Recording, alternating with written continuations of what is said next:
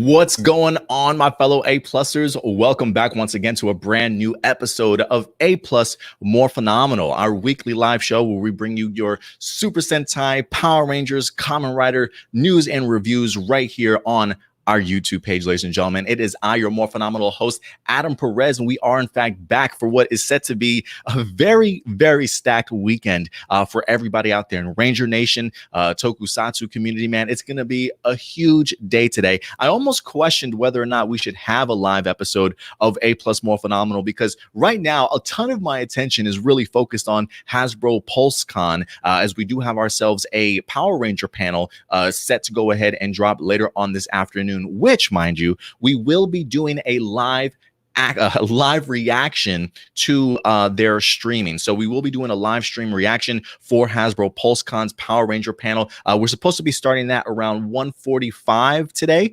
Central Time. So definitely go ahead and join us then, guys. So probably going to keep A Plus More Phenomenal rather short today, maybe about 1:30 or so we can go ahead and get ready for our live stream reaction of Hasbro's PulseCon. And I cannot wait to certainly see what we wind up getting. I mean, I'm sure we're going to get Lightning Collection talk. I'm sure we're going to get the Power Ranger Beast Morphers Q&A. And could we possibly see ourselves getting a Dino Fury cast announcement? Who certainly knows, guys, but we will certainly see once we certainly get there. So we have like 4 topics that we're going to be, or 3.5 topics that we're certainly going to be breaking down for you guys today. So we'll definitely go ahead and do it, but it's Saturday. I love kicking off my weekends talking with each and every one of you guys. So thank you very much. And a quick congratulations goes out to each and every one of you for getting us to 100 subscribers, guys. Early in the middle of the week, we actually hit 100 subscribers for our A Plus More Phenomenal channel, which I'm so thrilled. So thank you very much, guys. Again, we don't get to that benchmark, if you will, without your guys' continued support. So listen, if you guys love our content, when you watch our videos, please hit those like buttons, guys, and feel free to certainly share these videos with the rest of the community, guys. Certainly feel free to go ahead and do that. But thank you for all you guys' continued support, ladies and gentlemen. Let's see, before we even get into our topics today, let's see who we have on board with us. We got Zachary certainly coming through. JB says, what? Certainly in the house. We got Noah certainly making their presence known. What's up, Forever Grin? Good to see you, man. Thank you very much. Johnny, get him a body bag. Yeah.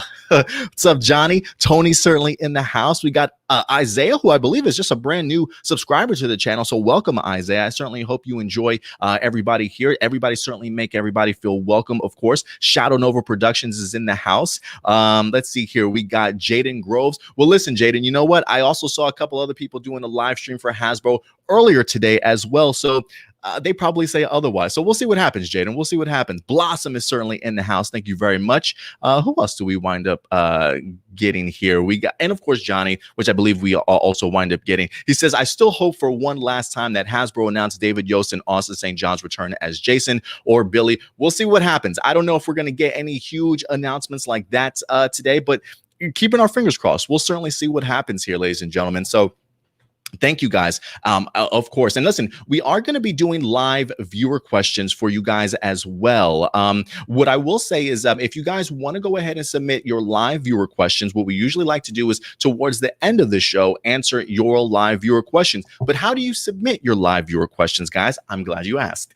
Feel free to go ahead and email them directly over to our email. It's aplusmorephenomenal@gmail.com, ladies and gentlemen. We will clearly go through some of the comments towards the end of this episode, but if you want to make sure that your question or comment at least does get answered live on air, shoot your live viewer questions over to again aplusmorephenomenal@gmail.com, and we'll definitely go ahead and check those out towards the remainder of this particular show. So guys, are you ready to get into some Power Ranger talk today? Because I certainly am. Earlier on today, guys, we wind up getting ourselves a brand new Beast Morphers episode, season 2, episode number 10, titled Intruder Alert. Intruder Alert that wind up dropping for us earlier on today. We wind up getting a debut for Captain Chaku, which, if any of you guys did watch the Go Busters series, is the adaptation to Space Sheriff Gavin, who I believe is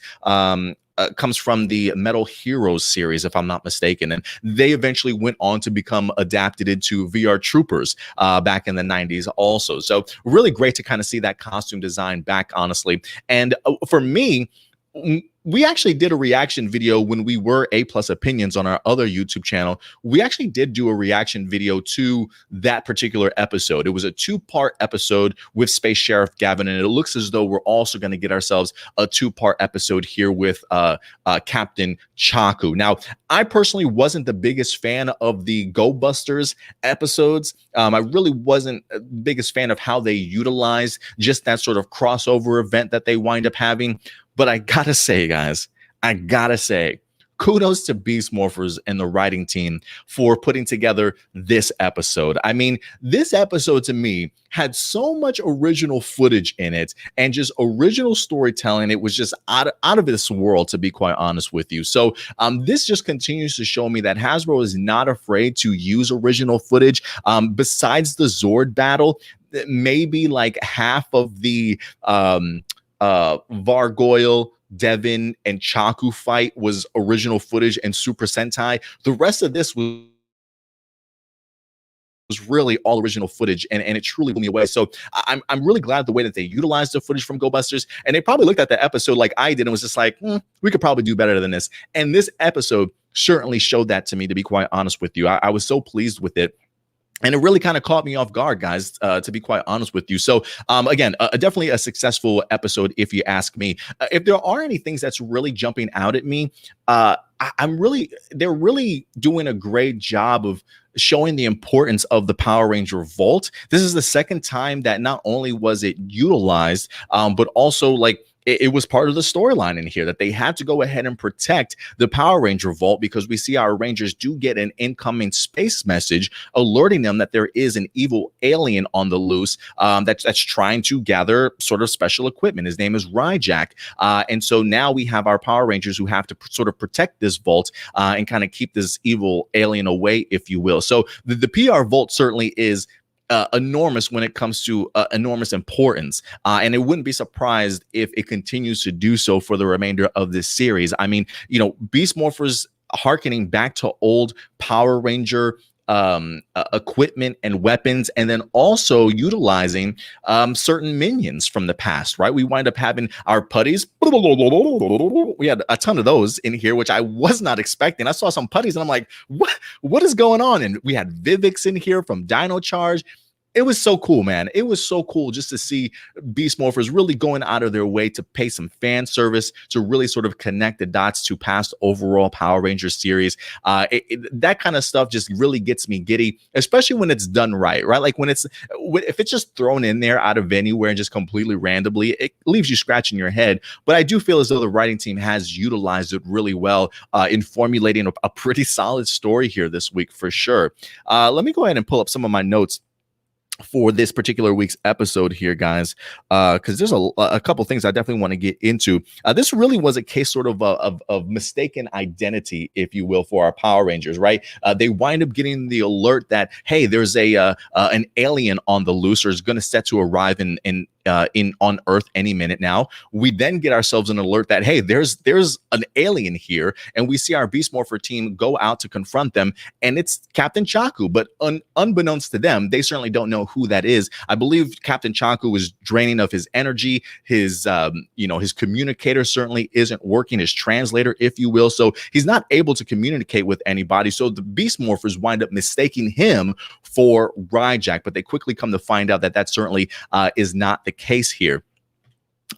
We do see that Ryjack actually does pop up at Evox's lair. How he wind up getting into that particular dimension, I don't know, right? Like if he's a space alien, I'm like, where's this guy coming from? I thought they were in some like different type of sub-dimension, something like digital that you have to get there or whatever the case may be. But Ryjack just pops up out of nowhere in here, and all of a sudden just kind of makes this connection with Ebox, winds up bringing back Vargoyle. He's got this cool ray gun that can assimilate anything that it touches or whatever the case may be. So this is what Ryjack's mission is. He's the one that has to certainly get into this particular vault. First and foremost, I love the action pieces that we wind up getting in here. I'm a big fan of civilian fights, to be quite honest with you. So anytime we get the opportunity to see our actual cast getting their hands dirty, I'm always a big fan of doing their best, or I don't want to say doing their best Jackie Chan impressions, but definitely taking some inspirations from Jackie Chan. Like anytime people want to use objects or, during their fighting styles and make it look, very choreographed, that's always what it reminds me of. But they looked absolutely great in here, to be quite honest with you. So I was honestly a really big fan of what we wind up getting in here. If there was anything that really stood out, I really enjoyed the connection that we wind up getting between Devin and Chaku. Really the idea of seeing Devin and Nate having to come to trust this guy, right? Like they can't communicate with him. The last time that they saw him, he was, sucking up Morph X, which we come to eventually find out that the reason why he needed that Morph X was to go ahead and sort of recharge his batteries, if you will, and actually be able to kind of communicate with them. So for me, it was really cool to kind of see Devin taking that leadership role, making that tough decision that, maybe we should kind of trust this guy, and wind up giving Captain Chaku his gear back and whatever the case may be. I mean, we even see him do like a fist bump towards the end of this episode also. So I'm really eager to see what this partnership is certainly going to be like when it comes to Captain Chaku, along with the rest of our Rangers here. But yeah, the original fighting was great. I loved all the fight choreography in here. We do see that Ryjack does wind up getting the upper hand a little bit, especially when it comes to Ravi and Zoe blasting him with some type of ray gun, or I think it's like his horn, if I'm not mistaken. In Go Busters, I believe he has that same ability, but he also has the ability to send people into different dimensions, like that gigantic horn that you see on his chest. In Go Busters, anytime he like pulls it down, it activates like a brand new dimensional portal, and it usually like sucks people into a different world, if you will. They didn't really utilize that here in this episode, to say the least, and they didn't finish off Ryjack in this episode either. The enemy that they did destroy was Vargoyle, so I'm expecting Ryjack to certainly have a significant role in next week. So maybe that'll be one of the abilities that he winds up using. We'll definitely have to go ahead and wait and see there. But we do see that Ryjack does get the upper hand for Ravi, and Zoe winds up blasting them. They wind up becoming poisoned, and it really leaving it up to Captain Chaku to kind of save Chaku to go ahead and save their lives. I will say this: one of my favorite scenes in this week's episode does come with Ravi and Zoe waking up. It's so funny to me to see Ravi waking up and he's like, "Oh, I've got a splitting headache. Oh, what happened?" Like poor Ravi, right? And then Zoe wakes up and you got Nate over here bringing her a freaking carrot smoothie. He had time to chop up some celery, garnish it for her. Like, here you go, sweetheart. Here you go. Oh, this is exactly what I needed. Like, hello. Can Ravi get something? Can he get a lollipop, like a pat on the back, like something, guys? Like poor Ravi's over there, and Nate's just thinking about romanticizing Zoe this whole time. Here you go, girl. I'll put this celery stick in there for you. Add some flavor. You know what I'm saying? Like what is going on here, guys? But I honestly loved it, though. I thought that was a really hilarious scene. I don't think it was meant to be, but it definitely had me laughing for sure. But overall, guys, I thought this was a pretty solid episode. I'm really impressed with how they wind up adapting this series. Listen, I didn't even mind Ben and Betty that much this week. I do like the idea that, they wanted to take the initiative to go ahead and protect the vault at all costs, right? Brilliant plan of theirs, if you ask me. The Home Alone setup that they had with the trip wires and the marbles and stuff. But you knew the minute that they set this up, you knew they were going to trip it themselves, right? And listen, I don't mind. Again, listen, I do like the actor and actress that plays Ben and Betty. I do. I think that they do their role really well, honestly. I'm just not the biggest fan of how they're utilized sometimes. And sometimes the forced comedy can be a little bit too much for me. Like, for me, it wasn't even like the lines that they delivered here this week. It wasn't even the performance here this week. I'm going to give this one to the special effects team for having to do this goofy like 360 somersault when they fall on the marbles. Like, why can't they be like, and then just fall? But then they got to go, and then do like 5 flips in the air before they fall. Like, why do they got to do all that? Listen, I know that this show is for kids, right? And I don't have kids. But if you do have kids and they watch this episode, somebody tell me, did they laugh? Did they chuckle at that? I'm kind of curious if like little kids laugh at like falling jokes and like, things like that, like overly special effects falling jokes. Outside of that, I really did appreciate Ben and Betty here this week. Even the commander wound up giving them a pat on the back for them making the corrections. Granted, there are probably still a little bit of kinks in the technology, if you know what I mean, that they certainly have to go ahead and fix. But overall, it feels like it's a pretty good defense system. It wind up doing its job. Maybe not the best, but it wind up doing its job at the end of the day. So I thought that was pretty neat. I will say this, the Scrozzle bringing back Blaze and Roxy, I was like, why?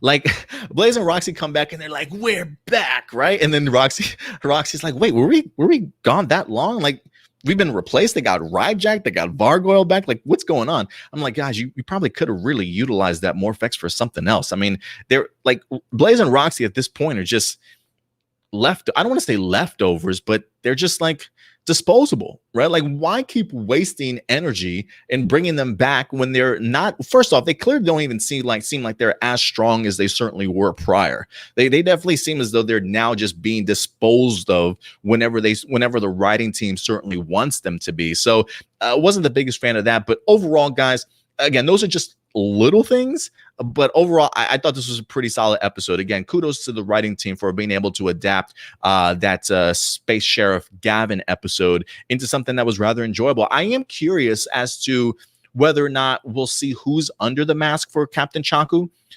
He seemed very much like a robot or an android or a cyborg or whatever the case might have been.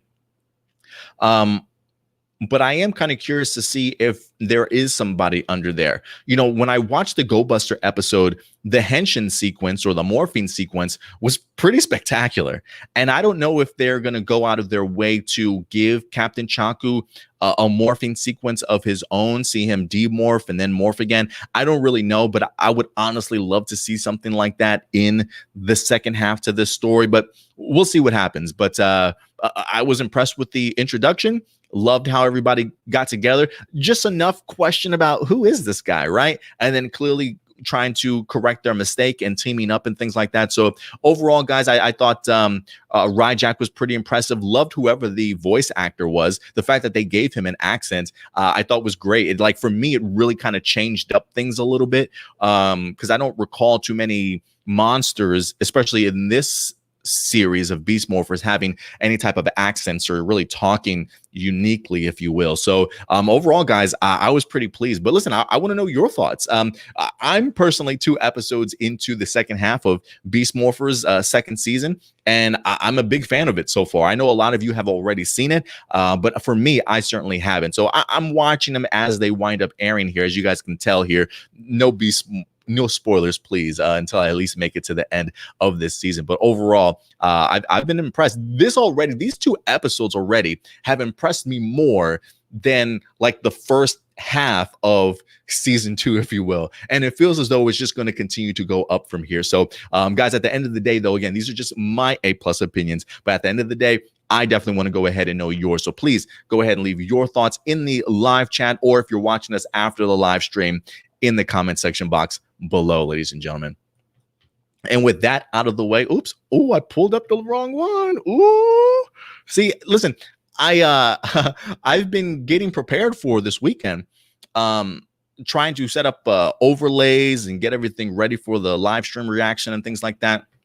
So we'll see what winds up happening. But yeah, I had that ready. I wasn't going to put the overlay up until it was actually time for it, but all my overlays are like all over the place right now. So don't worry. we'll get the kinks out because we're going to be ready for later on this afternoon. I'm super pumped, guys. Super pumped. Again, guys, if you do have any particular questions, if you want to have your particular question answered live on air, feel free to go ahead and submit your questions over to our email account at APlus Morphinominal at gmail.com. Again, APlusMorphinominal at gmail.com. We'll get to all your live viewer questions towards the end of this week's episode, guys. All right, let's go ahead and jump into our next topic. And this time, we're going to go over to the comic book side of things as we wind up having a brand new Boom Studios comic released this past week at your local comic book stores. Drakkon New Dawn, issue number 2. Now, this is the second issue in a 3-part miniseries. We are exploring the coinless universe right now. The storyline for this was really set up in Ryan Parrott's Ranger Slayer one-shot, which came out a couple of months ago, and that wind up easily transitioning into this Drakkon sort of New Dawn miniseries that we have here. And guys, man, this issue blew me away. A shout out real quick to Anthony Birch, the writer for this issue, for doing just a stellar job, for having the ability to take what Ryan Parrott sort of set up for him in the Ranger Slayer one-shot and just really taking the ball and running. If there is anybody I would love to see return for other future series, other future miniseries to do some writing on, is definitely Anthony Birch. I'm just really loving these characters and diving into this world. Now, for me, I came into the Power Ranger game a little bit late. I didn't start I don't want to say Power Ranger game, the Power Ranger comic book series a little bit late. You know, I started very early on in, I started, where did I start off at? Like maybe late teens, early 20s of Mighty Morphin Power Rangers, the Grace Sterling storyline where we focused on the Zordon and his Mighty Morphin Power Ranger team from the 60s. That's where I came on board. So I initially missed sort of the whole Lord the first interaction with Lord Drakkon, the first visit to the coinless universe, if you will. So as I've learned more about it, as I've gotten through these Boom Studios comic books, I gotta say, man, I have really enjoyed this world, this universe that they've wound up creating in here. And now that we have sort of a new chapter with Kimberly Hart, the Ranger Slayer, now as sort of the queen, if you will, or the king, if you will, of this particular universe, just seeing how fundamentally it has changed this world is so fascinating to me. And Anthony Birch does a really good job of really establishing some of these characters. Like for me, one of the standout characters from this series has to be Scorpina. Scorpina has just come a really long way. For me, it's not only Scorpina's relationship with Kimberly, but also her relationship with her fellow Sentry in Adam. Getting to see her tap into some emotional aspects for Scorpina in this issue, I thought was pretty brilliant. I thought the flashbacks that they utilized in here were stellar, honestly. Getting to see, Scorpina sort of confiding in somebody like a Lord Drakkon, only to come to find out by the end of this issue that she was kind of betrayed, if you will, right? And you can clearly see like Scorpina coming around to starting to be a little bit more fond of the people around her. Like she still puts up this wall, mind you, right? She definitely still puts up this wall of she's Scorpina, she's the bad guy, she's got to be the badass, right? Like, but you can clearly tell that there are parts to Scorpina that are mellowing out just a little bit. We do see her crying in here. We do see Adam trying to comfort her being reluctant, but also enjoying it at the same time. Like just little quirks in her personality really make her stand out to me. And I love seeing just somebody who, for the most part, has felt alone and sort of neglected and has kind of built up this wall for herself, only to now have these people around her that are maybe, softening her up just a little bit, if you will, reluctant towards it, but still kind of letting it in. And I really love just the character growth that they've given to Scorpina, somebody that I feel was always underutilized in Mighty Morphin Power Rangers. And so to kind of see her revitalized, if you will, brought back to the forefront in some of the storytelling in here, I think has been so well done, so well done. So for me, Scorpino really stands out. And guys, we do get the answer as to who the mystery man behind the Iron Mask certainly is. And lo and behold, listen, I don't want to say it surprised me, because I think we've talked about that before as to what some of our theories certainly were. And they certainly were absolutely correct in realizing that, yes, it is in fact Jason sort of behind that mask. But what's even more fascinating is really understanding just all the stuff that Jason has kind of been through, right? I mean, seeing the flashback sequences, seeing his struggles with Lord Drakkon, how Lord Drakkon sort of, I don't want to say, he broke him down little by little, right? Really trying to take his will, take his power away from him, if you will. The utilization of the power coins here by Lord Drakkon plays a really significant role in this particular issue, because it does become a big question mark. Is now that we have Eclipta, that's right, Eclipta, who has come to this particular planet. Since Jason was removed from Deadlock, it wind up setting off a failsafe. That failsafe was, in fact, Eclipse awakening and sending out a message to the Dark Spectre. So now in issue 3, we're simply awaiting the arrival of Dark Spectre in here, and to see just the role that Eclipta had to play in this issue was crazy to me, honestly. So we have Eclipta waiting to go ahead and have this gigantic battle and things like that. And we get the opportunity to see Jason and Kimberly really starting to kind of butt heads. It's really a fight over ideology here. The idea of, do you want to get your power coins back and become the Power Rangers as we all used to be and utilize that power to protect this world? Or do you feel as though there's more power in numbers, right? Quantity over quality.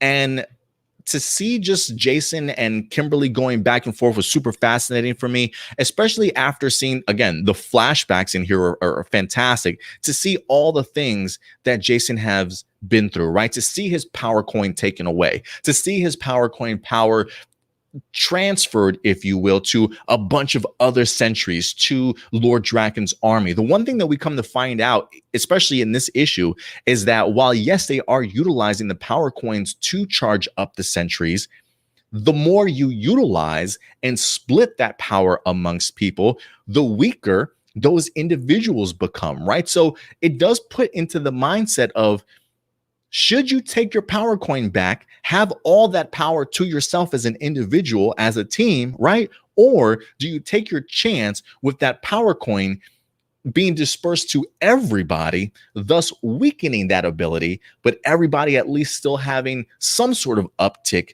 in power? And I really love that dilemma that they wind up finding themselves in. And granted, while Ranger Slayer certainly makes her decision, we do see that at the end of this issue, Jason makes his decision as well. And so based off of his decision, though, there are going to be some huge ramifications. I would not be surprised if Scorpina tries to beat Jason's ass, because if you think about it, Jason is in fact the result of the death of somebody that clearly Scorpina was becoming very close to. The idea of stripping that power from the sentries and leaving everybody vulnerable certainly is going to put everybody in a really fascinating sort of predicament. So for me, I cannot wait for issue number 3. Could we have our Power Rangers back in this coinless universe? And is Dark Spectre going to return in this issue? And if he does, will the Power Rangers, or whatever the case may be powerful enough to go ahead and take him down? I mean, this episode left my mind blown, guys. This issue, I should say, left my mind blown. Just great storytelling, great character development in here. And yeah, I was really impressed, guys, really impressed. So listen, if you've had the opportunity to read Drakkon New Dawn, please do yourselves a favor and let me know your thoughts. And if you haven't, definitely go ahead and pick up this issue if you can. I don't, maybe you'll find some issues at your local comic book store. If you can't, though, you can always certainly download it digitally on Comixology.com, straight to your computer, tablet, or phone. Sometimes I just literally read them on my phone if I can't get to the comic book store that particular week. But guys, at the end of the day, I definitely want to know your thoughts, because these are just my A+ opinions. I definitely want to know yours. So are you having as much fun with this new Drakkon mini series as I am? Like, for me, I hope that they give us some more Coinless universe stuff to really dive into after this series, because it does in fact change sort of the status quo. It definitely is very significantly different from what we're getting in Mighty Morphin Power Rangers right now. And it's cool to kind of see our characters in a different sort of mindset, and so to kind of see like Jason separated from everybody for nearly 10 years, where everybody thought that he was certainly dead, only to now sort of be back in this fold, and to not really understand what everybody else individually has had to go through in order to survive this universe, and to see what Jason has had to go through to survive up until this point. Everybody really is very much on a different page. While they definitely care and love about each other, right, because of the fact that they were teammates at one point, a lot of time has passed, and a lot of people have gone through a ton of significant changes in their lives. And it'll be interesting to see if this Power Ranger team, or this team, if you will, can regroup and really get all on the same page again, or does Ranger Slayer have something else up her sleeve that she certainly wants to go ahead and do? But we'll see what happens, guys. We'll see what happens. But at the end of the day, I want to know your thoughts. So please let us know your thoughts in the live stream or the comment section box below, ladies and gentlemen.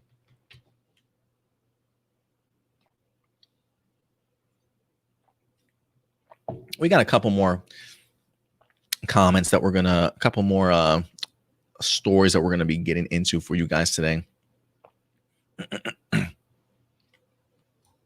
Let's see here. What should we get into? You know what? Let's get into some Hasbro talk real quick. A couple months back in July, guys, we did do a video in regards to the Hasbro and Toei potential split that could be happening here soon.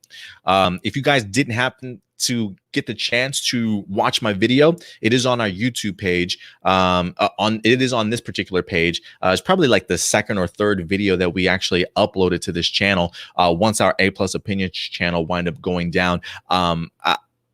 I really enjoy that video, honestly. It's not very often that I'm like, wow, Adam, that's probably one of the best episodes that you've done. Like, for me, I really enjoyed it. I would highly recommend that you guys check it out. Again, it is focusing on the Illuminati article that came out back in July about the potential split between Hasbro and Toei. In that particular video, while we certainly didn't confirm anything, we wind up giving sort of our 3 points as to why that story is certainly plausible and certainly could happen, right? Just being open-minded about that idea. So again, if you guys really want to check it out, I highly recommend it. I do feel it's a pretty good video. But I wanted to piggyback on that video just a little bit because of the fact that earlier on this week, and I saw that Ranger Liz highlighted this also, and this did come across on my Twitter feed here. But I wanted to highlight this with you guys real quick.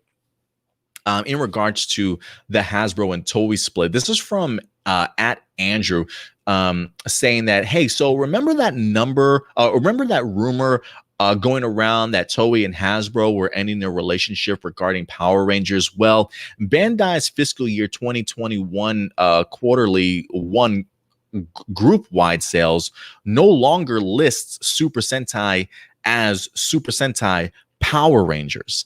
And so let me go ahead and bring this up a little bit clearer for you guys. So let me go ahead and pull this up.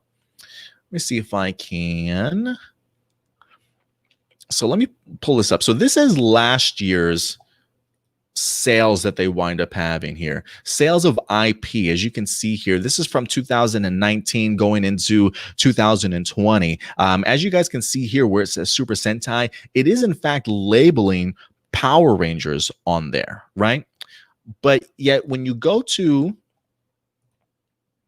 the next set here for fiscal year 2020 going into 2021, where you see Super Sentai when it comes to sales of intellectual properties, Power Rangers is no longer there. Almost like they're kind of preparing for the idea of not making any residual income from Power Rangers anymore, simply just Super Sentai. Now, to be clear, this is what Andrew Mann winds up saying. He says, sales here are divided into two sections: toys and hobby business, which are sales of toys manufactured and distributed by Bandai themselves in Japan. Group wide is, for what I understand, the toy sales, including things like licensing, which is why it says Power Rangers. Now it says, well, it said Power Rangers in the fiscal year 2021. I'm not saying the rumor has been confirmed, but you don't take something like that off an earnings report template without a reason. He also goes on to say, let me see if I can find that other one here.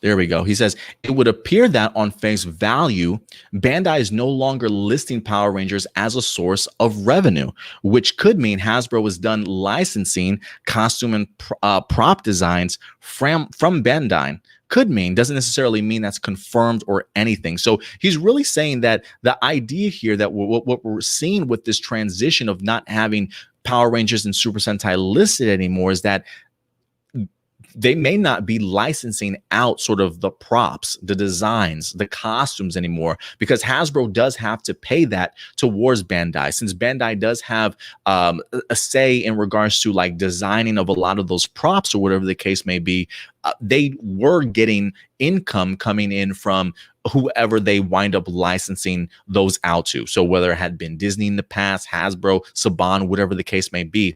But now what he's saying here is that because it's not listed, it could possibly mean that simply means that they're not licensing out those suits or props or anything like that going forward to Hasbro because they're not being utilized, if that makes any sense. So it's not a confirmation. It's not a confirmation that certainly is happening, but it is rather fascinating here, considering the fact that at one particular point in time, it was listed because they were making an income from licensing out Power Rangers and the props and designs, and coming the upcoming year, perhaps no longer doing so. So it'll be interesting, guys. It'll be interesting. I think the fact that Andrew Mann wind up at least bringing that to our attention, I think was at least worth a mention.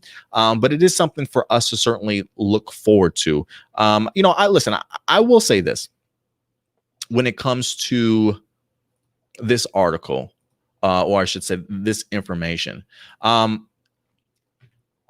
I'm definitely always leaning towards the fact that this certainly could be true. Like, I'm mentally just preparing myself that after Dino Fury, that's probably going to be the last of Super Sentai footage that's sort of being utilized, if you will. As a Power Ranger fan, I get the disappointment that certainly people have, right? I mean, there are aspects to seeing Power Rangers utilizing Super Sentai footage that really gets us excited, right? Like, there is a excitement level that comes as a fandom of trying to figure out what series of Super Sentai is next that's going to be adapted, right? There is there's always anticipation for those kind of announcements. And not only that, but I think there's anticipation for like future team ups. There's anticipation for like, how are they going to adapt certain storylines and things like that. There's something when it comes to Power Rangers that's just the excitement is just included in the fandom because of the fact that the Super Sentai footage and things like that are utilized for Power Rangers. So there definitely are some fallbacks and reasons as to why this is going to suck for some, you know what I mean? For me as a Power Ranger fan, I'm personally excited if something like this were to happen, to be quite honest with you. Like, I get the idea that people want to see Power Rangers become successful sort of in the format that it's being utilized in right now.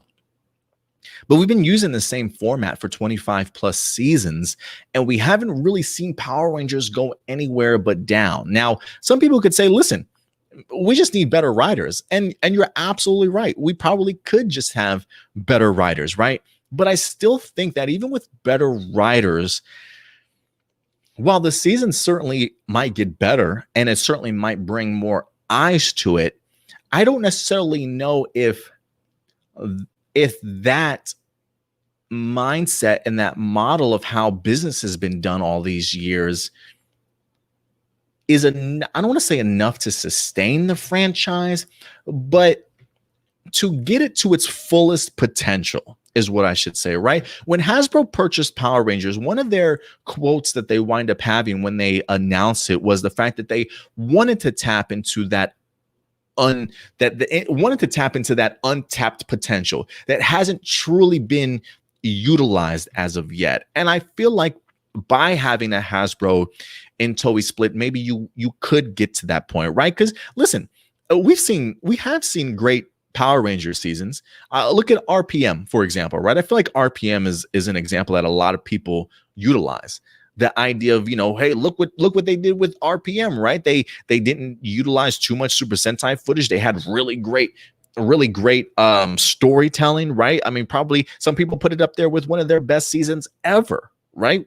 Top 3 for some people, if not their best season ever. I mean, it depends clearly on your preferences, but the way that RPM is talked about, you would have thought it was like the second coming of Jesus sometimes. Like, that's how good that season was for many people. But where did it get Power Rangers? Bringing in new writers and better storytelling. How far did it get Power Rangers? Right? Even with the success of that season, Disney still didn't really want to do anything with it. Saban probably took it 10 years backwards when he wound up repurchasing it. But again, so for me, I feel like, yeah, we could add better writers, but I don't know if that's going to be enough to get it where it could potentially be. One of the things that we talked about when we did our Hasbro and Toei split video was the idea of, like, if you want to get to that point, you probably can't have Toei attached to you, because it does put sort of creative handcuffs on what it is that you want to utilize. Like, for instance, what if Hasbro wants to add more money to their budget, right? Let's say they wanted to kick it up to $30-35 million. Let's just throw some random numbers out there. It already costs them like $22 million to do season 2 of Beast Morphers. Let's say they bump it up to $32 million, right?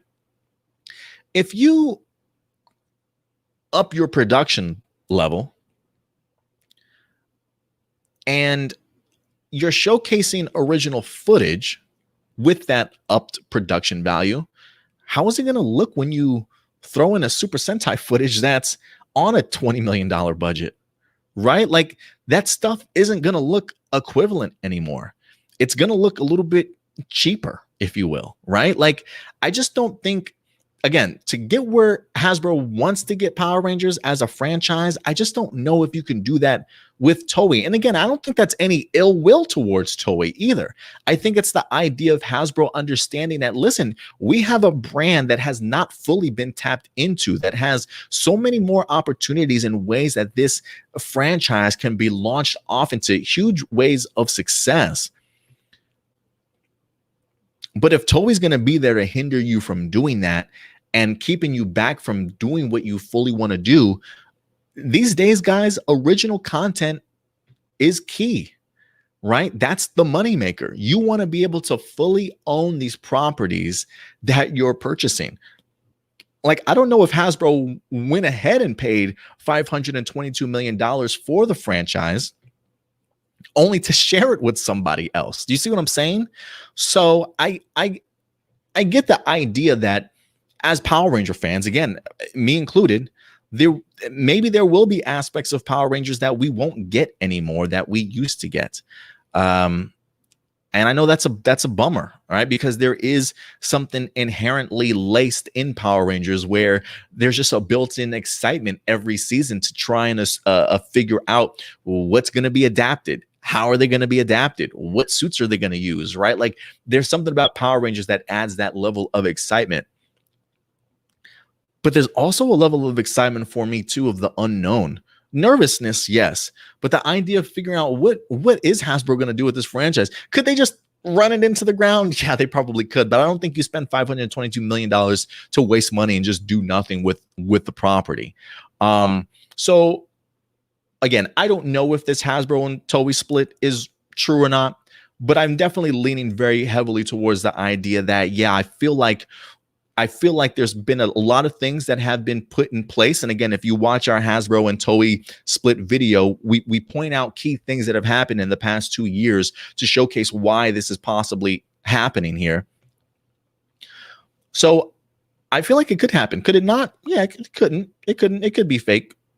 But I feel like all the little things that are coming out are really starting to kind of solidify this notion here that Hasbro is maybe splitting ways and going things. Again, there's probably no ill will towards each other. I don't know what their business relationship is like. Maybe it is pretty well, you know what I'm saying? But and maybe each company understands the decisions that need to be made. Maybe Toei understands Hasbro wants to take their property and do other things with, you know what I mean? Maybe they're supportive of each other. Who knows? I really don't know. So it may not even be anything ill will. It's just the idea of we got to make money. We got to make money, guys.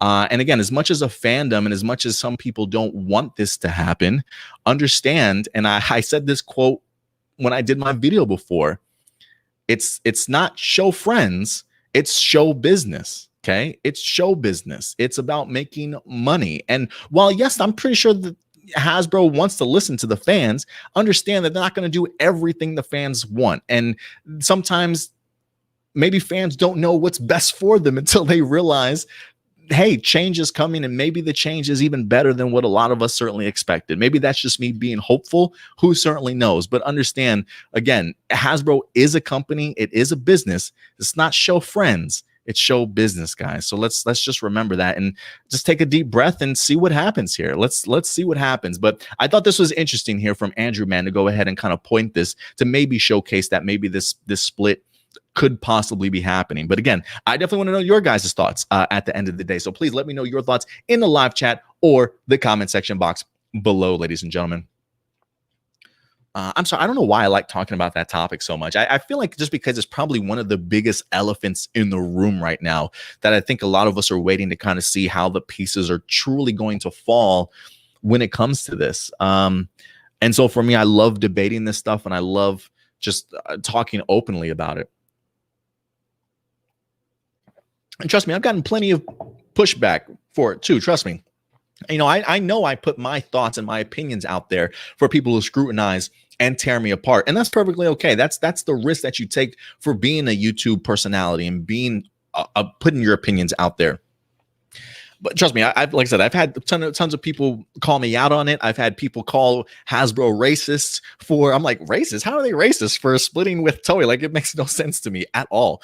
So I have seen a ton of pushback, and I get it. It's fans that love their fandom so much.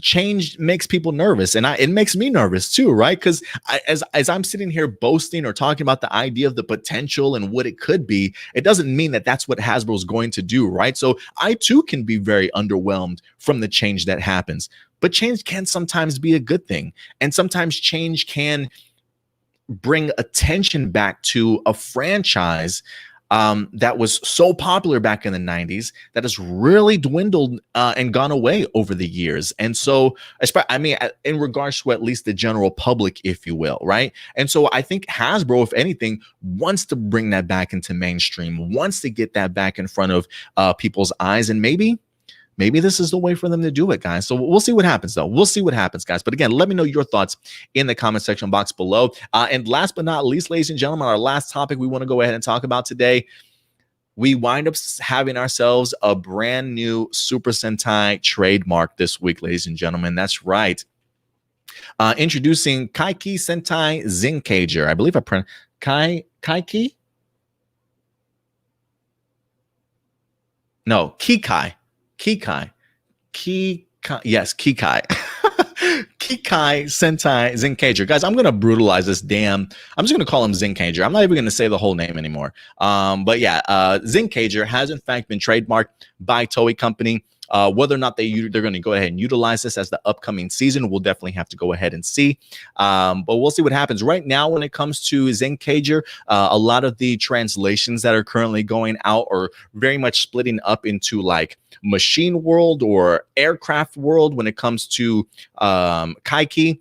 And then when it comes to Zenkaiger, it's being translated as of right now to like full power or full throttle. We already kind of gave, we did do an individual episode for the trademark announcement. If you guys want to go ahead and check it out, it is on our YouTube page as well in regards to the reveal of the trademark for Zenkaiger. The more I've been thinking about it, somebody even proposed this idea, like maybe it's a world of like, not necessarily a world full of them, but maybe the idea of our Rangers being cyborgs or machines, right? Like I even teased the idea, like if it's machine world, like maybe it literally is like a world that's really built on machines. Like everybody in this world are machines or androids or whatever the case may be.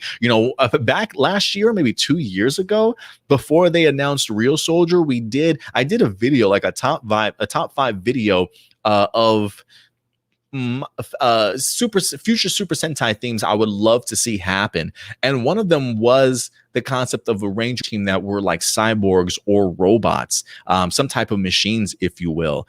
So I really would like to see that again. I don't know, the fact that it's translating into machine world or aircraft world, they're almost like two completely different things. So a part of me is wondering, like, when they talk about machines, are we talking about cyborgs, robots, and like things like that? Or when you talk about machines, are we talking about vehicles, right? Because the idea of full throttle is in there. Like I automatically think of turbo, like pushing it full throttle or giving something full power, right? That could easily translate to the idea of vehicles or aircrafts. For me, because of the fact that Kira Major is already sort of a collaboration of a dual theme along with vehicles, if you will, because those are in fact the mechs, I do want to see something a little bit different. I don't necessarily know if I want to see another sort of vehicle theme, if you will. But I've even heard some people even throw out the notion and the idea of like maybe they're robotic animals or whatever the case may be. I don't really know how that fits, but you never know. Like I feel like there's always going to be a ton of speculation until we actually see the designs for ourselves and get more information. But this is really all that we have to go off of right now, is just the trademark name and really what it's sort of translating into. So listen, guys, if you guys have been sitting on this for a while and thinking about it also since it was announced, what are some of your theories in regards to what Zenkaiger certainly could be going forward? I'm very much, a couple of things that we threw out was maybe post-apocalyptic, maybe the idea again of an entire machine world. I believe this is probably going to be probably an anniversary season as well. So we'll see what sort of influences it's going to take from anniversary special or anniversary aspect of a season also in here. Do you guys think that maybe it's an opportunity that we get like different themes merged together into one? Do you think it's going to be one overall theme? I definitely want to go ahead and know your guys' thoughts in regards to it, because mine's right now, my speculation is like all over the place as I try and read into these breakdowns, honestly, at the end of the day. But I definitely want to know your thoughts. So please, guys, let me know your thoughts in the live chat or the comment section box below, ladies and gentlemen. So thank you very much for that. So other than that, guys, that's going to wrap it up for all of our stories here today. We do have ourselves a few minutes left. So if anything, we'll probably go ahead and jump into some of your guys' live viewer questions.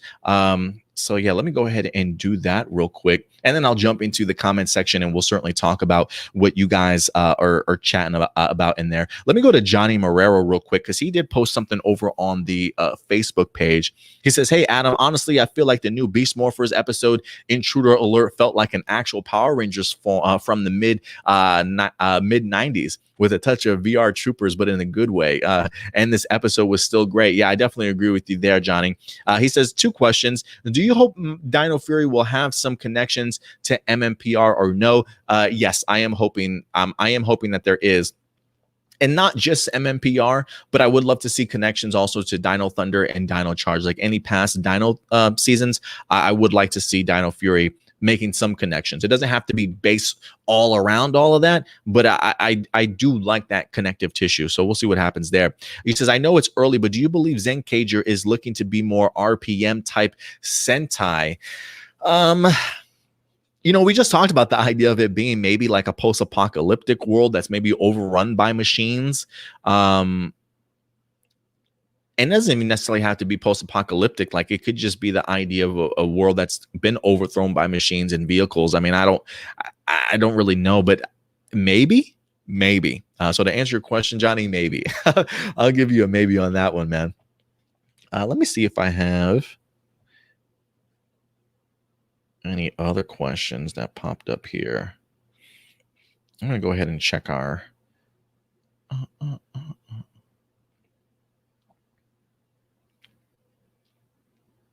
I think I actually had something else also in the email from, let me go ahead and pull this up. This is from AJ, his live viewer question.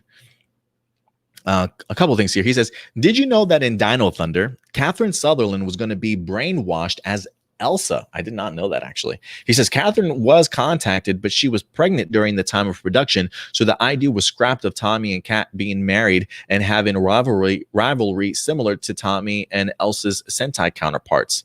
Because if Sentai footage, if this did happen, how do you feel in seeing Kat again? Listen, I just want to see Kat in any form or another, to be quite honest with you. Like, I think it's way overdue that Catherine Sutherland hasn't been in Power Rangers more than she certainly has. My thing was always, listen, if Amy Jo Johnson isn't going to be reprising a role or coming back or anything like that, like, why aren't we utilizing Kat a little bit more than we have in the past? So I would love to see Kat again, honestly, in any form or another. And he says, you also asked, he says, did you think the new trademark for the upcoming Super Sentai series looks kind of like Zenkaiger with the Rangers in the silhouettes, or were they just used as placeholders?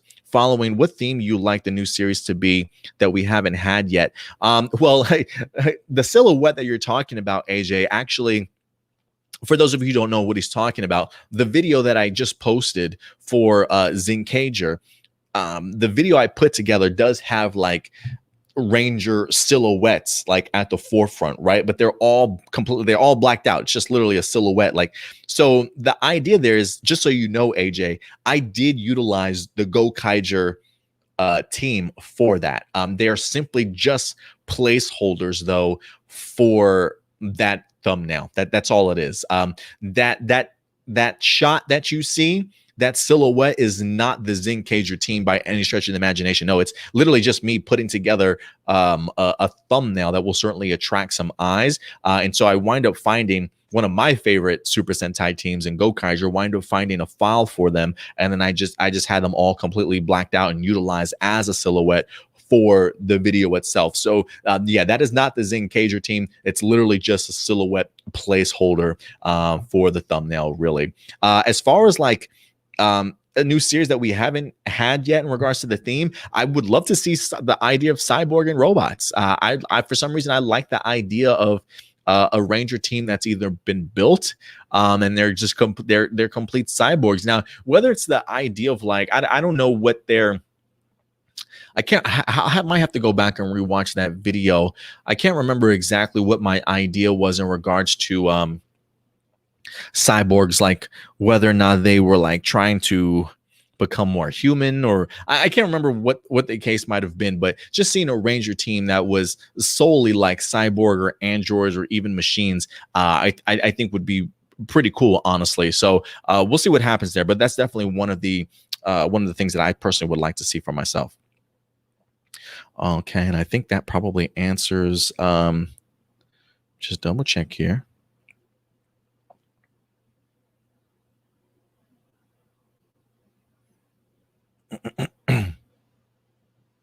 Just want to make sure I got all these things out of the way.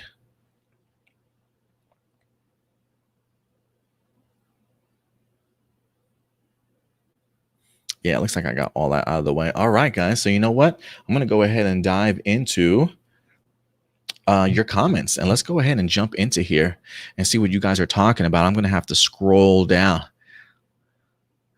Johnny says, Are you excited for what Hasbro has in store for Power Rangers at Hasbro PulseCon? I really am. I'm looking forward to it. We're going to be going live at 1:45, guys. I've been seeing a few people already, Hasbro's Day 1 and 2, doing some live streaming reactions for certain panels. I just watched somebody live stream and react to the G.I. Joe panel earlier on today. So I'm going to go ahead and do a live stream reaction to the Power Ranger panel also. So I'm hoping we get some really cool announcements. Like for me, as much as I'm really crossing my fingers and hoping for a Dino Fury cast announcement, or maybe even like a brief sort of teaser trailer, right? Like maybe just Super Sentai footage thrown together with like an actual voiceover would be pretty cool. Like, that's usually what we get at like Power Morphicon, right? Coming 2021 Power Rangers Dino Fury, and then it's like a bunch of Super Sentai images, right? And it's like new weapons, new Zords, that kind of stuff. That's something that it would be pretty cool to see. But if we don't, listen, I try not to get my hopes up too high, but I feel like if there is any time to announce something like that, boom, this would be the perfect place to go ahead and do so. But what I am looking forward to is really the Beast Morphers Q&A, because you guys know I'm a huge fan of just that cast in general. I love their chemistry. Seeing some of their footage that they've posted on their IG and Twitter of their time filming and back in New Zealand, super charming, and you just could really tell just the love that these guys have. And who knows, who knows when we're going to get ourselves an actual convention that we can all go back to and hang out. So I don't know the next time that we're going to get the opportunity to see this cast all together like this in one gigantic panel. So I'm really looking forward to it, honestly. I'm really looking forward to that.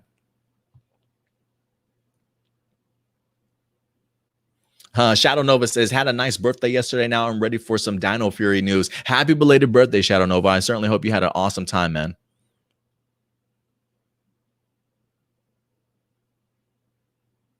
Ram Jam, what's up, man? Good to see you. I'm doing well. It's Saturday. It's going to be a busy day for us, a busy day, but I'm super pumped for it. The A Games 10, what's up, man? Good to see you in here. Also, appreciate you coming through.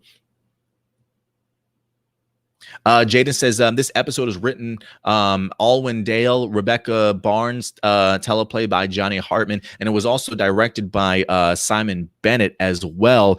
So yeah, kudos to Alwyn and Becca. I know sometimes they don't have the best episodes in the world, but I thought for the most part, I thought they handled the adaptation relatively well, honestly.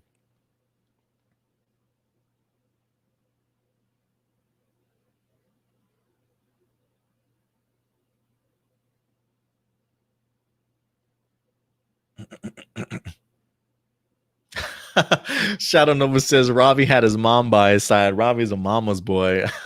Listen, one of the things that I love, I do love that relationship. One of the things that always continues to impress me is how, like, Ravi has been such a great character, especially in season 1. Like, I think that they did a really phenomenal job in building up his character, letting us into Ravi's life a little bit more, understanding sort of the pushback that his mom, or the fear, I should say, of pushback from his mom because of the fact that she's a commander and she's so strict when it comes to grid battle force, right? The growth of Ravi to eventually be comfortable with who he is as a person and the things that he loves, to be able to eventually share that with his mom and to kind of see just their journey together and stuff like that. Like, I've really enjoyed Ravi's story and just the growth of that character. And I think it's pretty cool that his mom is in fact the commander. So yeah, he may be mama's boy, but I mean, is he mama's boy?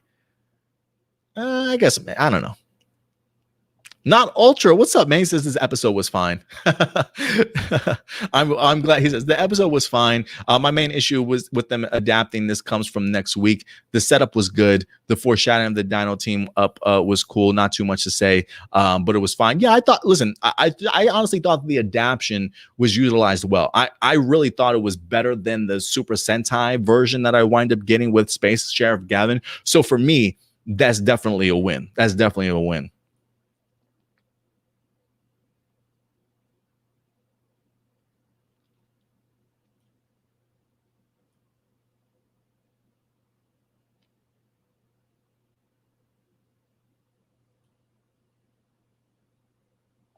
Shadow Nova says, I can't remember if it was season 1 when we had the rumor cast for Chaku. I'm pretty sure he's a cyborg. Yeah, I feel like it was sometime during season 1, or maybe in that break from season 1 to season 2. I feel like I do remember like the casting for that. I believe it came from the Power Scoop, if I'm not mistaken. If you go check, go ahead and subscribe, or at least follow the Power Scoop on Twitter, guys, when you get a chance. Some really great behind the scenes stuff. So when Dino Fury really starts to film, definitely check on the Power Scoop to go ahead and get a ton of that information as it winds up dropping. Jessica Fryman, what's up, Jessica? She says, do you think we get a female Red Ranger one day? And I think Power Rangers should leave Nick and move to a streaming service. Yeah, I think a lot of people are with you there in regards to at least leaving Nick and moving to a streaming service. At this point in time, I'm just really ready for them to move off of Nick. I mean, we see how Nick is already treating them like a redheaded stepchild, if you will. I mean, even Jasmeet Badawalia like came out, comicbook.com. He did an interview and talked about he felt like Power Rangers was being sort of treated that way also. So it's kind of crazy when even your stars notice that maybe even their own shows aren't being promoted by the same company that it's being aired on. You know what I mean? So I get it. It's not a Nick production, so they probably don't want to touch it, but still, it's a dick move by Nick. Do you think we'll get a female Red Ranger one day? Yes, I do. If anything, I think maybe our first will probably be the upcoming movie, if I had to guess. I don't think it's going to happen here in Dino Fury, but if I had to put my money on it, I would say female Red Ranger for the upcoming Power Ranger movie from Paramount and Hasbro. Isaiah, what's going on, man? Appreciate you coming through today. Also, we wind up getting Tony Robinson in here, man. Good to see you, man. Zachary, going back to some Boom Studios talk, he says, New Dawn, I loved it. I squealed like a kid. I was right about Jason. I smiled at him with the others. He says, this felt more like Terminator. I felt like if John died,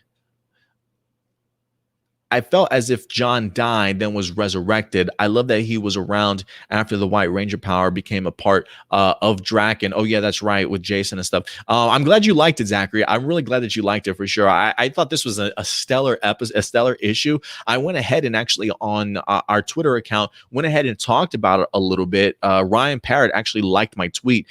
So he must have agreed with me. But yeah, I absolutely loved it. Hasbro, Shadow Nova says, I heard a theory that Hasbro could buy out Sentai. What do you think about that, Adam? I don't think so. I think Hasbro is going to probably just do its own thing with Power Rangers. Could it buy out Sentai? Maybe. I don't even know how much they would even ask for Sentai. But considering the fact that we're about to go into our 45th anniversary, you know, they're about to do their second series for this brand new era, if you will, in Japan, for the Reiwa era. I don't think so. I think Sentai is going to be fine on its own. So no, I don't think that they're gonna purchase Sentai. I could be wrong. I could be wrong in regards to that, but I do think that Hasbro is just going to want to focus simply on Power Rangers and not worry about the Super Sentai side of things. Anita, what's going on, Anita? I appreciate it. Thank you very much for stopping by today.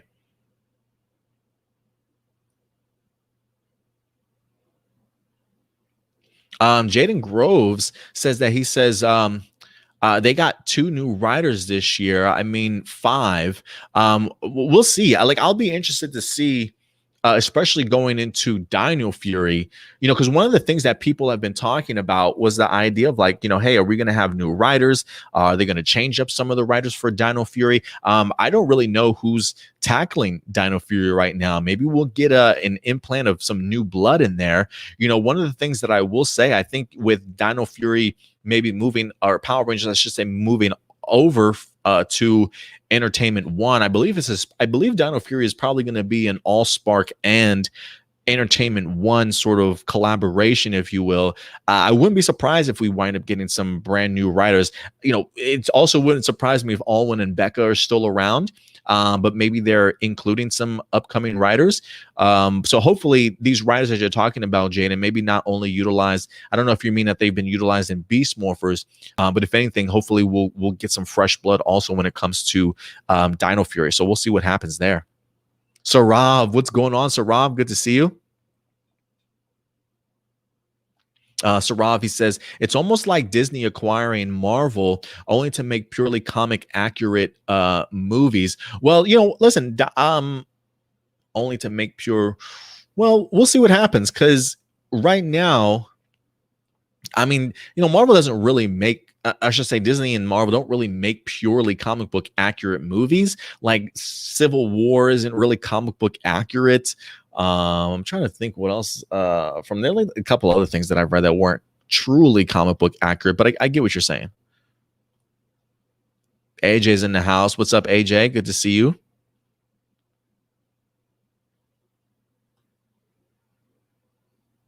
Shadow Nova says Cyborg Rangers would be a cool concept for a full series. I really would like it. I don't know what the full premise of it would be, but I would really like Cyborg Rangers, honestly.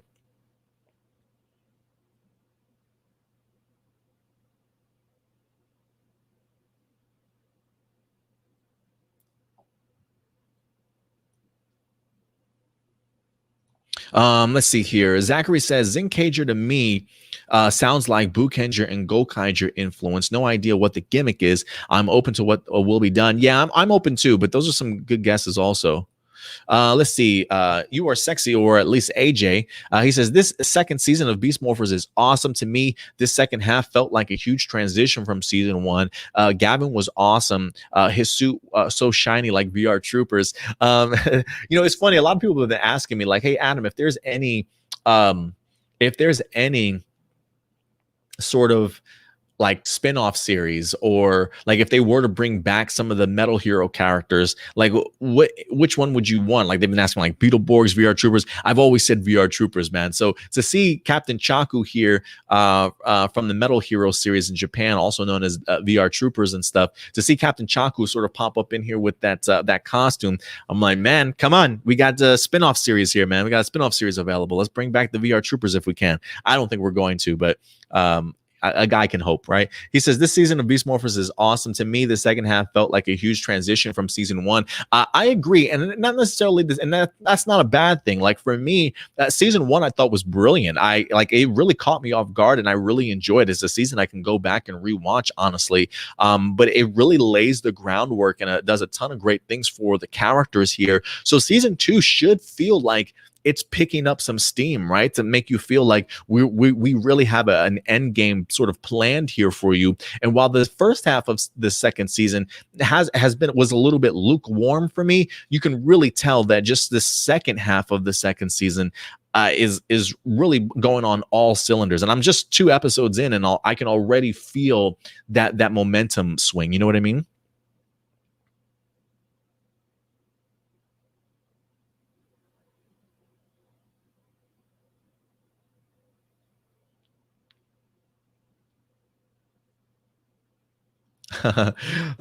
Blossom, what's up, Blossom? It's so good to see you. She says, I'm kind of curious to see the Zenkaigers, but a bit worried about saying sayonara to our current Rangers. I'll bet the new red would be cool, but kind of worried if whether or not they'd be as cool as my sweet Babu. Talking about Juru. Yeah, I really do love the Kara Major team, honestly. It's one of those things, like I feel like I tend to get really excited for brand new Super Sentai seasons when they're announced. And while there is an anticipation for me, I also have a love for Kira Major, and it is a season that for me has gone by way too fast.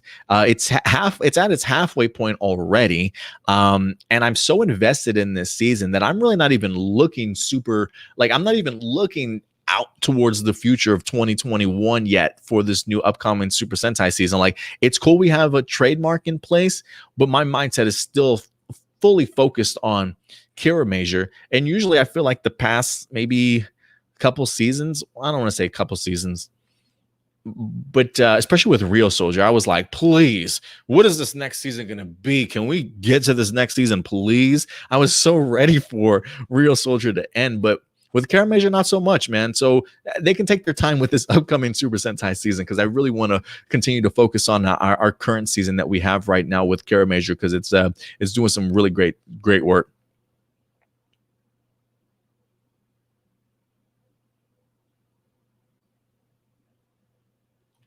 Let's see here. Jaden says, so they already wrote the episode. So doesn't that mean that they already know how many episodes to do and no Toei? Yeah, I'm pretty sure they're fully aware. I'm pretty sure that they were fully aware. Well, listen, when it comes to the Dino Fury stuff, Dino Fury is utilizing Super Sentai footage. It's going to be the year after Dino Fury, in which is what they're talking about. So right now it's planned for Dino Fury to potentially be the last Power Ranger series without Super Sentai footage. So yes, I'm pretty sure that they have already written out the Dino Fury episodes. They know how many episodes they're going to do. But yes, there will be Super Sentai footage utilized in Dino Fury. How much? How much is another question. So we'll see what happens.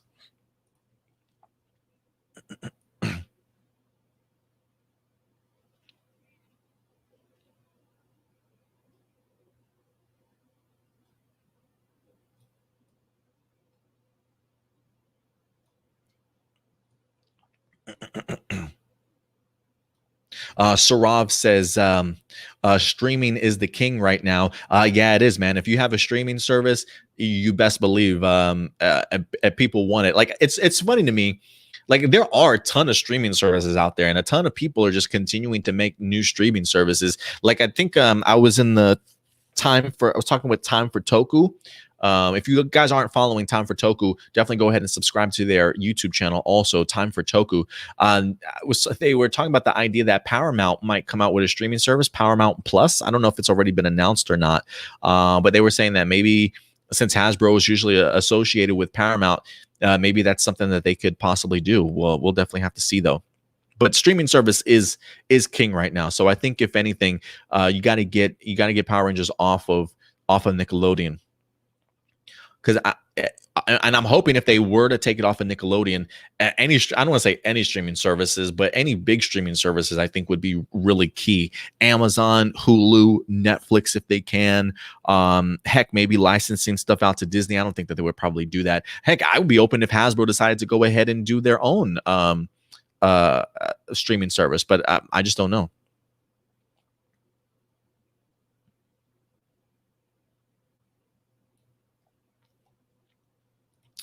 Shadow Nova, we have about 15 minutes left here, guys, so we'll probably wrap up by like 1:30 or so I can get ready for this upcoming stream.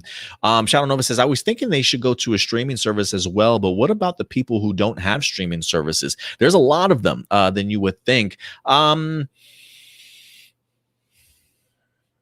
mean, my question would be, why don't you have a streaming service? Like, and I don't mean that in a negative way. I mean it in the sense of like, are those people that don't have a streaming service, are they still paying for cable? Like, my thing would just be, why are you paying for cable when you could have a cheaper service in streaming? You know what I mean? So I don't know. I don't think it's going to hit everywhere, but I feel like maybe the grasp of streaming services can reach out perhaps maybe to more people than just Nickelodeon. But maybe that's just me. I don't know though. I don't know all the details to that. Tony Robinson says, hey, Adam, are you a little nervous about the Power Ranger panel?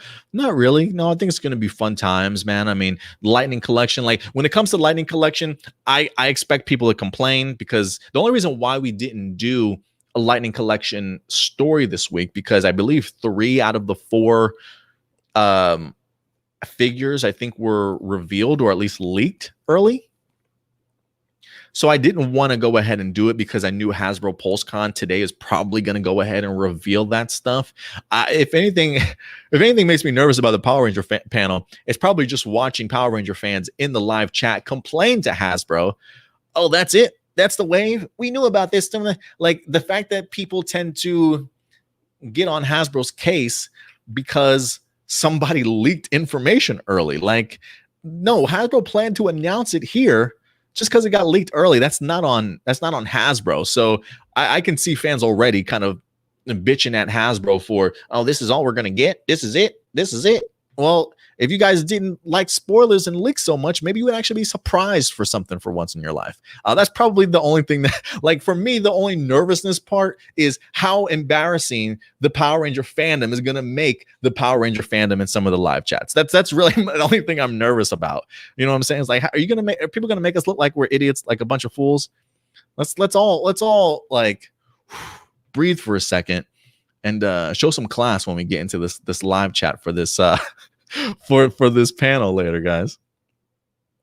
Because I was on G.I. Joe. I was watching the G.I. Joe panel, and there was a ton of people in there like, no Target exclusives, no Target exclusives, like things like that. I don't collect toys, so I don't know. I didn't realize that was such a big thing for some people, but clearly it is. But yeah. Hey, Battlestar Galactica. Yo, I love the name. Battlestar Galactica. First off, I did love Battlestar Galactica. Great series. If you guys haven't watched it, if you're big into sci-fi and you haven't seen the Battlestar Galactica series, I don't know what you're waiting for. Check it out. He says a move to streaming service can be good, but it depends which one. If it's Netflix, then all the episodes have to be released on the same day. So rush productions, which can lead to possible bad episodes. Well, that's not necessarily the case, Battlestar. The only reason why I say that is there are some shows on Netflix that are released week to week. Not many, but there are some. So I think that it certainly is possible. Maybe they could drop 3 episodes at the time if they want to, you know what I mean, in chunks. So it doesn't necessarily have to mean rush production. But again, we'll see what happens, because we don't know what's going to happen to the future of Power Rangers right now, right? We don't know what's coming after Dino Fury right now. So Dino Fury is going to be continuing to tell things the way that they certainly want to tell their story. But we don't know like how production is going to be after Dino Fury. We don't know what the mindset or their plan is going forward for Power Rangers after that. So maybe it is a case that they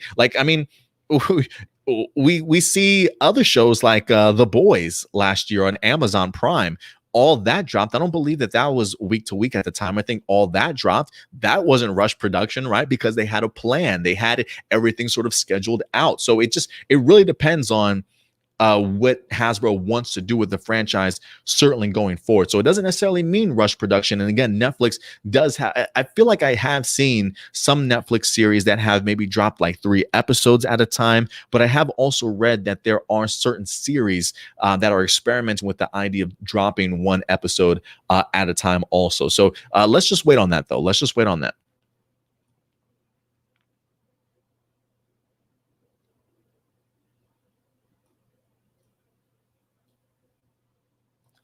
You Are Sexy says, can we please give Commander Shaw a morpher, even if it's an original footage? That would be so cool, man. Like for me, Commander Shaw, her biggest I don't want to say her biggest impact, but one of my favorite episodes is where she literally walks out with like the gun on her, like just ready to go ahead and start fighting on her own. I was like, damn, Commander Shaw. Yeah, don't mess with Commander Shaw, man. Spinoff. Can we get a spinoff series?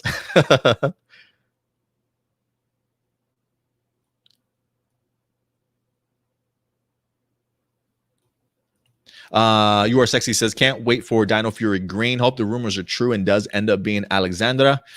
Pink is too. He's getting into his sexy bag. No, I'm not gonna. Shadow Nova says, wait, Adam, so you don't like Real Soldier? No, I'm not a fan of it, unfortunately. I know. Listen, it's to each their own. It's to each their own. You know, I know, trust me, I know that there are some people that really enjoy Real Soldier. I do for a fact. I know. You know, for me, I've always said I feel like Real Soldier might be a better series if people binge watch it. If you had to sit through every episode of Real Soldier like I did, waiting every single week, it was torture for me, having to pull my hair out. The great things about Real Soldier are the great things that Dino Fury is probably going to adapt. The action and the Zord battles. Outside of that, I could really care less about the characters. Bomba was probably my favorite, and Crayon. Like the Crayon was like my favorite character, and I think that's telling of the story. For me, it was very surface level. It was very copy paste print, just surface level. What you see is what you get, and there's really not a ton of depth. There was a ton of characters that I felt were super underutilized. The pacing was just terrible. Honestly, the editing, I think, was just all over the place. So for me, no, I was not a fan of Real Soldier. I liked it better than Ninja. I think Real Soldier and the Ninja for me are probably, out of the Super Sentai seasons that I have seen, probably my least favorite. But again, that's not to knock anybody that enjoyed Real Soldier, because I do know that there are fans of it. And if you liked it, hey, more power to you. I'm really glad that you did, and I hope that you can take that enthusiasm and help influence other people to check out Real Soldier for themselves, for sure. So no knock on that, but for me, nah, I'm okay.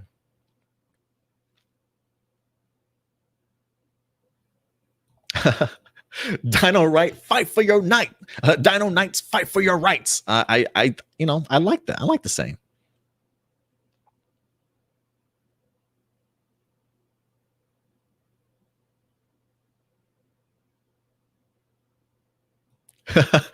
Not Ultra has some wise words. One thing I will say to the fandom: keep expectations low and make sure it's below the bar. You have to these days. You absolutely have to. Not trying to get my hopes up.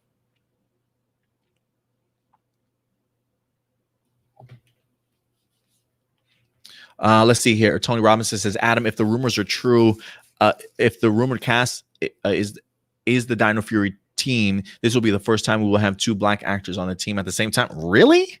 That's crazy. I don't want to say that's absurd, but that's crazy that would be the case. I mean, I guess you want to sprinkle in every little bit of diversity as much as you can. But I do know the fact of the Black Ranger, or I should say the Black Ranger, the one of the black actors being the Gold Ranger, for sure. Very historical. Really looking forward to that, honestly. But that's interesting. I'm glad you brought that up, though, Tony. We'll see what gets announced today.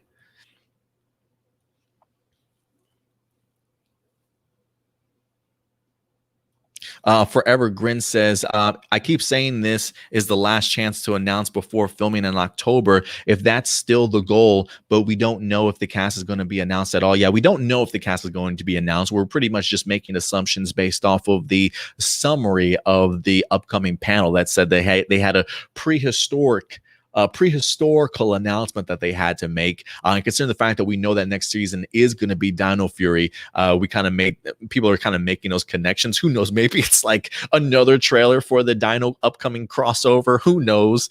But I think it would be a little bit of a bummer if it wasn't. I know people have been showcasing on Twitter the idea that, hey, some of the cast may already be in New Zealand.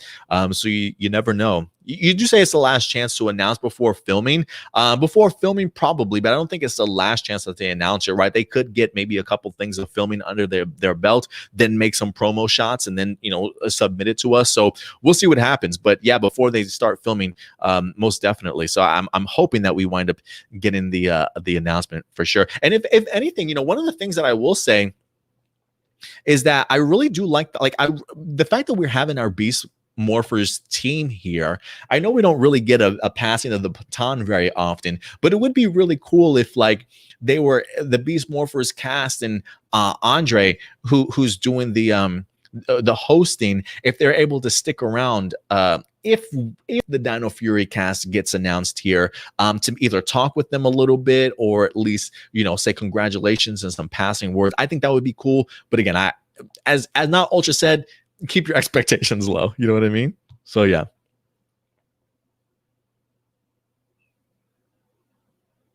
Yeah, Forever Grant says Hasbro can call an audible and keep it under wraps until drop day. I don't know if they're going to wait till drop day, but they certainly can call an audible. Let's just understand that.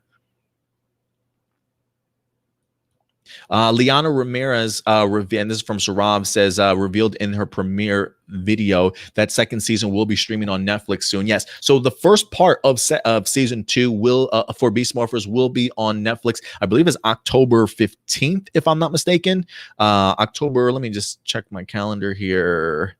Either October 15th or the 16th. That's a Thursday and a Friday. So it's definitely the first half of second season will be on Netflix soon. Shadow Nova says HBO Max's Commander Shaw series. Yes, count me in, man. I'll sign up for that subscription right now.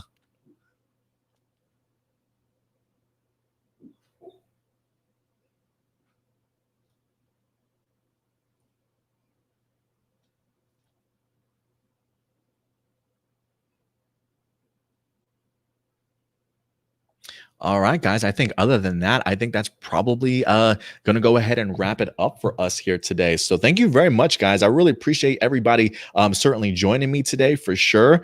Let's see here. Did I get any other? Just make sure I didn't get any other comments. I don't believe so. Yeah, I think we're good there.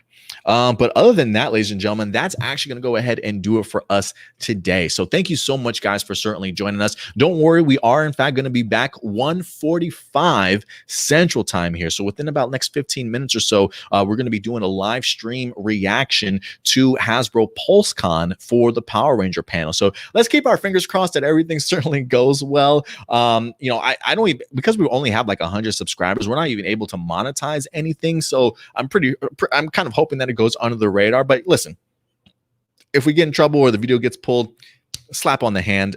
I'll stop after that. But I thought it would be pretty cool to at least try and do this so we can have ourselves a little bit of an announcement if they do make an announcement, and just kind of talk with you guys in regards to everything as it comes out. So I'll definitely see you guys here in a little bit. But as always, thank you so much, guys, for spending your weekend with us and your valuable time to enjoy some great Power Rangers, Super Sentai, Kamen Rider, Tokusatsu talk with us each and every week, guys. And of course, we will in fact be back next weekend live at noon Central Time next Saturday. So certainly join us there for another live episode of APlus Morphinominal. Outside of that, guys, if you're interested, we do have another YouTube page, APlus Hero Report. If you are a big fan of Marvel, DC, movies, and television shows, we talk about all that stuff there. We go live Sunday at 11 a.m. Central Time. Again, it's APlus Hero Report. So certainly join us then. Outside of that, for Power Rangers and stuff, we have Toku Tuesdays here on this channel, where we drop a brand new episode reviews for Karamager and Kamen Rider Saber as well, guys. So if you're looking for a new home or an additional home to your Power Ranger and Tokusatsu fandom already, hit that subscribe button, guys. Make us our new home and your community. We definitely always appreciate and respect your opinions here.